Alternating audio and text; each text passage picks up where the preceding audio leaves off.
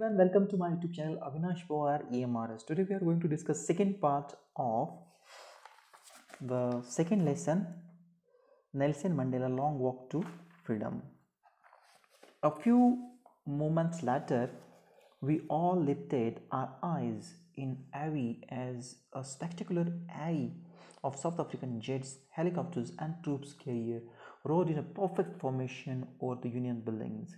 आता स्पॅक्टॅक्युलर एरियर हा शब्द आहे म्हणजेच काय ॲन इम्प्रेसिव्ह डिस्प्ले. जसं आपलं 26 जानेवारीला भारत आपण किंवा 15 ऑगस्टला दिल्लीमध्ये जसं विमानं आकाशामधून उडतात, बरोबर आहे ना, त्या पद्धतीने तिथेही देश स्वतंत्र झालेला आहे आणि अतिशय आकर्षक पद्धतीने त्यांचे जे हेलिकॉप्टर्स आहेत, जेट्स आहेत, आर्मी आहे, ते एक पद्धतीने फॉर्मेशनमध्ये युनियन बिल्डिंग आहे, त्यांचं जे महत्त्वाचं राजकीय जी इमारत आहे त्याच्या भोवती हे सगळं सादर करीत आहेत. It was not only a display of a pin point precision and military force but a demonstration of the military's loyalty to democracy. आणि म्हणून हे फक्त हा देखावाच केवळ नव्हता, तर हा एक आर्मीचे जे मधील लोक जे आहेत त्यांचं जे लॉयल्टी आहे, म्हणजे लॉयल्टी म्हणजे काय, ते त्याच्याशी निष्ठा आहे त्यांची देशाशी, लोकशाहीशी, अशा पद्धतीने त्याचं देखावा आपला सादर करत आहे. To a new government that had been freely and fairly elected. आणि हे आर्मीचे लोक कोणाशी निष्ठा दाखवत आहेत, जे गव्हर्नमेंट लोकशाहीला मानणार आहे, जे फ्रीली तयार झालेलं आहे, फेअरली इलेक्टेड आहे, कोणताही पक्षपात न करता जनतेने त्यांना निवडलेलं आहे, अशा गव्हर्नमेंटचा ते आदर करत आहेत, त्यांच्याप्रती निष्ठा दाखवत आहेत. Only moments before, the highest general of South African Defence Force and Police, their chest bedecked with ribbon and medal from days gone by, saluted me and pledged their loyalty. आणि नंतर ते असे सांगतायत, त्यांचं ते मत सांगतायत की हायेस्ट साऊथ आफ्रिकेमधला आर्मीमधला जो प्रमुख आहे, highest general South African defence फोर्सचा आणि पोलीसचा, त्याने मला त्याच्या चेहऱ्यावरती जे भाव आहेत, त्याचा जो पोशाख आहे, त्याचे जे मेडल आहेत, रिबिन आहे, आणि त्याच्यासहित तो मला सॅल्यूट करत आहे, आदर व्यक्त करत आहे, निष्ठा माझ्याविषयी दाखवत आहे. Was not unmindful of the fact. Unmindful म्हणजे काय, कॉन्शियस ऑफ, अवेअर ऑफ, म्हणजे मला सगळं मला माहिती नाही असं नाही, मला सगळं ते समजतं असं ते म्हणत आहेत. So many years before they would not have saluted but arrested me. आणि मग ते म्हणतायत की काही दिवसापूर्वी, काही वर्षापूर्वी त्यांनी मला, याच आर्मीने मला अरेस्ट केलं होतं. Finally a chevron of Impala jets left a smoke trail of the black, red, green, blue and gold the news of the authorian flag. आणि विमानानंतर वेगवेगळ्या कलर्स जे आहेत, रेड, ग्रीन, ब्ल्यू, गोल्ड हे कलर हे सोडत आहेत. शेव्हरॉन म्हणजे काय, the pattern in the shape of V शेपमध्ये हे सगळेजण कलर सोडत आहेत त्यांच्या फ्लॅगचा, साऊथ आफ्रिकन फ्लॅगचा. Second paragraph, the day was सिम्बलाइज्ड for me by playing of our two national anthem and the vision of white singing Nkosi Sikelel Africa and black singing Diet Stem, the old anthem of the Republic. आणि मग ह्या दिवशी 2 national anthem गायले गेले त्यांनी. आता whites जे लोक आहेत ते त्यांनी नॉक्सी सिकलेल ई आफ्रिका, आणि ब्लॅक्स जे आहेत ते डायस्टेम, आपलं पण नॅशनल अँथम आहे ना, जनगण मन, तसं नॅशनल अँथम त्यांनी गायलेलं आहे लोकांसाठी. Although that day neither group knew the lyric of the anthem, they only despised, they would soon know words by heart. Despised म्हणजे काय, had a very low opinion of. आता हे जे अँथम आहेत याला जरी शब्द नसले तरी सध्या एक लिरिक्स आहे, काही शब्द त्याच्यामध्ये आहेत, गीत भाव आहे त्याच्यामध्ये, आणि त्या भावगीतातून ते आपलं अँथम जे आहे ते आता गात आहेत. आणि त्यांना काही दिवसांनी लवकरच त्याला शब्द हे म्हणजे हृदयापासून, मनापासून त्याला शब्दाने ते अँथम जे आहे, राष्ट्रगीत आहे, ते गाणार आहे. On the day of inauguration I was overwhelmed with a sense of history. In the first decade of 20th century, a few years after the bitter Anglo-Boer War and before my own birth, the white-skinned people of South Africa patched up their differences and erected a system of racial domination against dark-skinned people of their own land. आणि मग इनॅग्रेशनचा जो अध्यक्ष झाल्यानंतर त्याच्या अगोदरचा जो दिवस होता, ज्या दिवशी ते सादरीकरण करणार होते, आणि त्या दिवशीचं मला थोडंसं एक इतिहासाची आठवण झाली असं ते म्हणतात. First decade of 20th century, 20व्या शतकाच्या अगोदरचे काही दिवस, 10 वर्ष असं म्हणतात. ते त्यावेळेस काय व्हायचं की अ फ्यू इयर्स आफ्टर बिटर ॲग्लो-बोयर वॉर, पण कधीचं जे अतिशय काही कडू आठवणी आहेत अँग्लो-बोयर वॉरच्या, त्याच्याही अगोदर आणि बिफोर माय ओन बर्थ, माझ्याही काही अगोदर काय व्हायचं त्यावेळेस, the white skin people of South Africa patched up their differences. जे व्हाईट स्किनचे लोक होते त्याने जे भेदभाव केले जायचे होते ते differences and erected the system of racial domination against the dark skin people of their own land. जे व्हाईट स्किन लोक आहेत त्यांनी सुद्धा अन्याय, त्यांच्यावर जे काही अन्याय झाला होता तो त्यांनी, ती जी काही सिस्टीम होती ती काढून टाकलेली होती.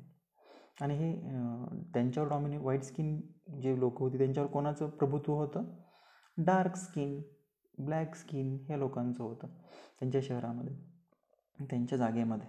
आणि म्हणून अशा पद्धतीने पूर्वी काळ्यांचा गोऱ्यावर अन्याय होता आणि आता गोऱ्यांचा काळ्यावरती अन्याय, अशा परिस्थिती ही अशी होती असं सांगता येते.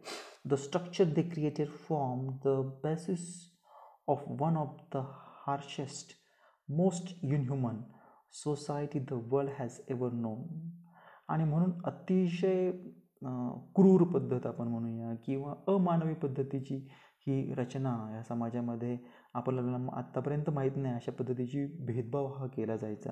वंशभेद ज्याला म्हणूया, रंगाच्या आधारावर भेदभाव केला जायचा. Now in the last decade of 20th century, my own 8th decade, as a man, that the system had been overturned forever and replaced by one that recognized the right and freedom of all people regardless of the color of their skin. आणि Nelson मंडेला म्हणतायत की आता काही जे दशकं आहेत, 8 दशकं मागील माझा जन्म झाल्यापासून मी जसं पाहतो एक माणूस म्हणून, की त्या पद्धतीने माझ्यावरही मला असं दिसलं की जो भेदभाव हा रंगाच्या आधारावर, कलरच्या आधारावर केला जात होता आणि त्याच्यामुळे आम्हाला आता आमच्या हक्कांची जाणीव झालेली आहे, स्वातंत्र्य लोकांना समजू लागलेलं आहे आणि त्यासाठी आम्ही संघर्ष हा केला झालेला होता. आता कोणताही जाती रंगाच्या आधारावर हा भेदभाव हा केला जाणार नाही, कलर ऑफ द स्किन असं म्हटलेलं आहे. That day had come about through the unimaginable sacrifices of thousand of my people.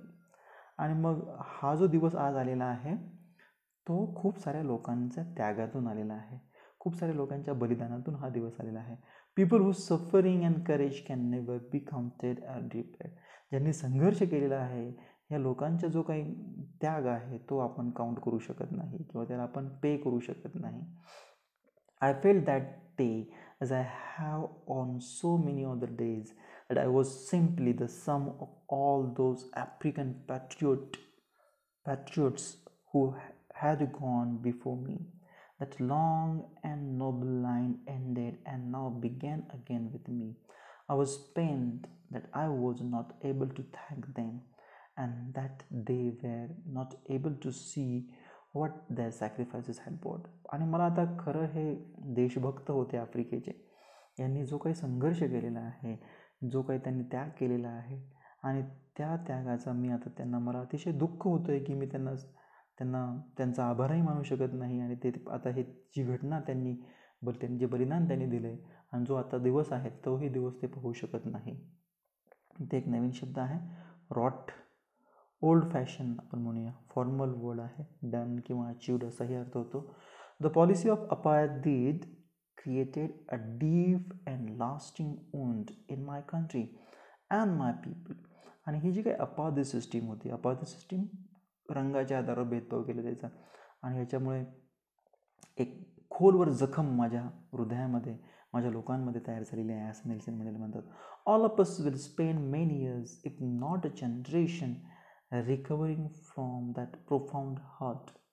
But the decade of oppression and brutality had another unintended effect, and that was that it produced the Oliver Tombos, the Walter Sissulus, the Chief Luthilis, the Yusuf Dadus, the Pram Fishers, the Robert Sobucus of our time, men of such extraordinary. हे सगळे जे नाव आता मी घेतले हे सगळे व्यक्ती आहेत ज्यांनी ह्या देशासाठी, ह्या साऊथ आफ्रिकन लोकांसाठी जे अतिशय क्रूर वागणूक दिली जायची किंवा अतिशय दडपशाही, आपल्याला जशी इंग्रजांची ज्या पद्धतीने आपल्यावर अन्याय केला, जबरदस्ती केली किंवा क्रूरतेने वागणूक दिली, त्या पद्धतीने इथे वाईट लोक ह्या काळ्या लोकांना तशी वागणूक देत होती. आणि मग हे सगळे जे नावं आत्ता मी घेतलेले आहेत त्या नावांपैकी, सो दे आर शोन.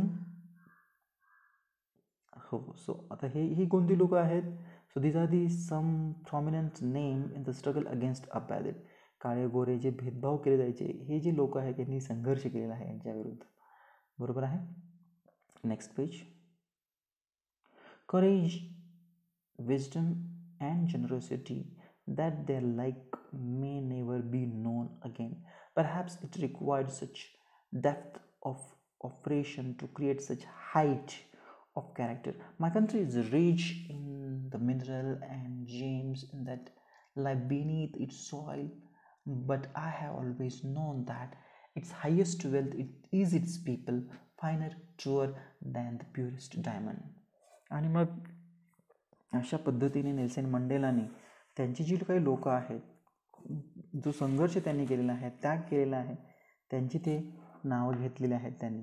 आणि म्हणून ते म्हणत आहेत की हे जे काही लोकांचा त्याग आहे, त्यांनी जे धैर्य दाखवलं आहे किंवा जी प्रज्ञा त्यांनी जी दाखवलेली आहे माझ्या देशासाठी, आपल्या देशासाठी, आणि त्या संघर्षातून त्यांच्या माझी जी देश आहे की माझ्या देशामध्ये फक्त लोकच नाही, आमचे किंवा जे मिनरल्स आहेत किंवा जेम्स म्हणजे काय, व्हॅल्युएबल स्टोन, त्याला जसं आपण सोनं म्हणूया, मिनरल्स जसं पाणी म्हणूया, तेल म्हणूया.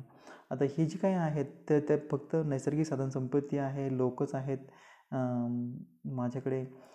तर एवढं नसून आमच्या देशामध्ये आमची लोकंही खूप वेल्दी आहेत, म्हणजे ती एक आमच्या राष्ट्राची संपत्ती आहे. आमच्या देशातील लोक हीच आमच्या राष्ट्राची संपत्ती आहेत आणि तेच खरे आमचे डायमंड आहेत. अशा पद्धतीचं मत नेल्सन मंडेला यांनी व्यक्त केलेलं आहे. It is from these comrade in the struggle that I learned the meaning of courage. आणि मग हे जे आपण म्हणूया व्यक्ती होते ज्यांनी संघर्ष केला, ज्यांनी शहीद झाले, जे बलिदान दिलं, त्यांच्या संघर्षामुळे मला धैर्य, माझ्यामध्ये ऊर्जा एक मिळालेली आहे. Time and again I have seen men and women risk and give their lives for an idea. आणि मग खूप साऱ्या लोकांनी, स्त्रियांनी, पुरुषांनी जीवनासाठी एक धोका पत्करला होता आणि त्यांनी आपल्या जीवनाचं बलिदान दिलं होतं. I have seen men stand up to attack and torture without breaking, showing a strength and resilience that defies the imagination. आता रेसिलियन्स म्हणजे काय आहे? The ability to deal with any kind of hardship or recover from its effect. आपण म्हणूया मगाशी आपण ज्या pairs जोड्या केल्या होत्या ना, त्या पेअर्स आधीच्या तासामध्ये, तर रेसिलियन्स दॅट डिफाईज इमॅजिनेशन याचा अर्थ होतं a great ability, almost unimaginable, एक क्षमता आहे ज्याची आपण कल्पना करू शकत नाही.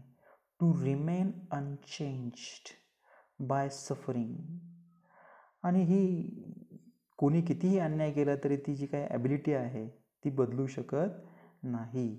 आमचं जे काही इच्छा आहे, होप्स आहे, आमचं जे काही आमच्यामध्ये जी ऊर्जा आहे किंवा ती कोणीही त्याला बंद करू शकत नाही, असा त्याचा अर्थ होतो. So I have seen men stand up to attacks and torture without breaking. आणि कितीही आमच्यावर जुलूम केला, जबरदस्ती केला, showing strength and resilience that defies imagination, कितीही आमच्या अन्याय केला तरी आमची जी काही इच्छाशक्ती आहे ते दडपू शकले नाहीत. I learn that courage was not the absence of fear. म्हणजे हे धैर्य म्हणजे काय, आम्हाला भीती नव्हती असं नाही, but the Triumph over it. The brave man is not he who does not feel afraid, but he who conquer that fear. आणि म्हणून हा जो आमच्यामध्ये अन्याय कितीही झाला तरी आमची तिची इच्छाशक्ती ते बदलू शकत नाही. तर शूर माणूस किंवा शूरपुरुष कोणाला म्हणूया, व्यक्ती कोणते असतात, जे भीत नाहीत असे नाहीत, किंवा जे भीतीवर विजय मिळवतात त्यांना आपण शूर व्यक्ती असं म्हणूयात. No one is born hating another person because of the colour of his skin. आता कोणीही आमच्या देशामध्ये स्किनच्या नावावर, कलरच्या नावावर एकमेकाचा तिरस्कार करत नाही. Or is background, or is religion, किंवा धर्माच्या नावावर, किंवा त्याचं बॅकग्राऊंड काय आहे याच्या नावावर आमच्या देशामध्ये भेदभाव आता होत नाहीत. People must learn to hate. If they can learn to hate, they can be taught to love, for love comes more naturally to the human heart that its opposite. आणि जर कोणी तिरस्कार करत असेल तर त्याला प्रत्युत्तर हे प्रेम आहे. आमची जी काही लोक आहेत ते प्रेम करायला शिकलेले आहेत, त्यांना तसं शिकवलेलं आहे. Even the grimiest time in present when my comrade and I were pushed to our limit, I would see a glimmer of humanity in one of the guard, perhaps just for a second, but it was enough to reassure me, keep me going. Man's goodness is a flame that can be hidden but never extinguished. आता इथं नवीन आणखीन एक phrase आलेला आहे, pushed to our limit. म्हणजे काय, pushed to the last point in our ability to bear pain. अशा पद्धतीने पुश करायचं आहे लास्ट पॉईंटपर्यंत, जोपर्यंत तो सहन करेल अशा पद्धतीने, त्या लिमिटवर जरी आम्हाला सहन केलं असेल. माय कॉम्रेड म्हणजे काय, माझे जे योद्धे आहेत ते युद्ध करणारे लोक आहेत, माझे जे गार्ड आहेत हे सगळे लोक.